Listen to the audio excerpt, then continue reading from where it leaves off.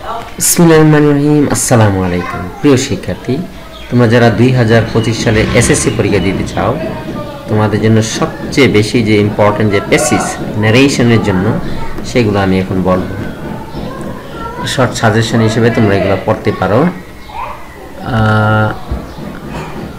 সবচেয়ে ইম্পর্টেন্ট যে ন্যারেশনের যে পেসিসগুলো সেগুলো হচ্ছে যে পেসিসটা দ্য খলিফ অর্থাৎ খলিফা সম্পর্কে যে পেসিসটা আছে এটা important.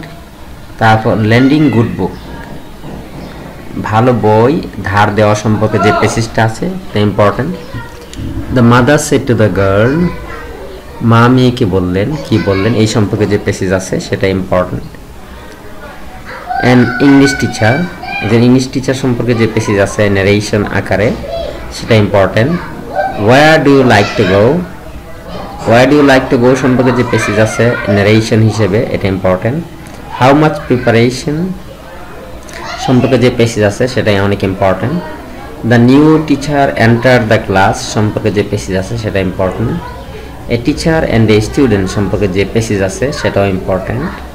I have got GPA 5 এই সম্পর্কে যে পেসিস আছে সেটাও ইম্পর্টেন্ট। এই পেসিসগুলো টেস্ট পেপারে পাওয়া যাবে, আর যদি টেস্ট পেপার না থাকে বোর্ড কোশ্চেন থেকে পেতে পারো, আর অনলাইনে সার্চ দিলেও পাওয়া যাবে এই পেসিসগুলো।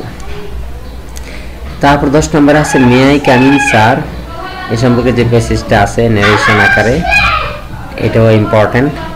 The teacher said to the students do you know that honesty is the best policy, এই পেসিসটা ন্যারেশন আকারে আসতে পারে।